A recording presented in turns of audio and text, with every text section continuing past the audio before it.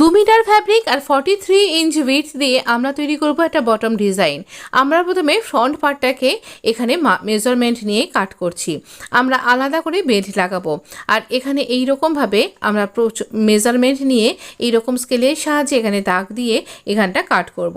প্রত্যেকটা মেজারমেন্ট যদি আপনি এইভাবে দিয়ে থাকেন, এবার আমরা ব্যাক পার্টটা কাট করব। ব্যাক পার্টটাকে আমরা এই রকম ভাবে কাট করছি। দেখুন একটার উপর একটা রেখে আর ব্যাক পার্টের মধ্যে বেশ কিছু অদল বদল আছে। কোথায় কোথায় বদল করছি আপনি বড় ভিডিওটা একবার দেখতে পারেন কিন্তু। তো এখানে আমরা পকেটও অ্যাটাচ করব।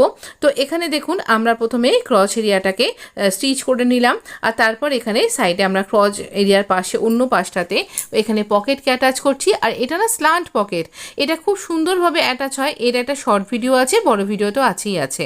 তো এই রকমভাবে আমরা এখানে তৈরি করে নিলাম পকেটটাকে।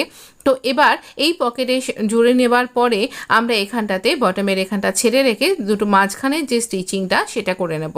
আর এখানে দেখুন আমরা বেল্টও ইনসার্ট করছি আর সেখানে ইলাস্টিক লাগাচ্ছি। ইলাস্টিকের মেজারমেন্ট আমি স্ক্রিনে লিখেই দিয়েছি। আর এখানটাতে একদম নিচে বটমে আমরা এইরকমভাবে একটা ওপেন ডিজাইন তৈরি করলাম। ভালো লাগলে লাইক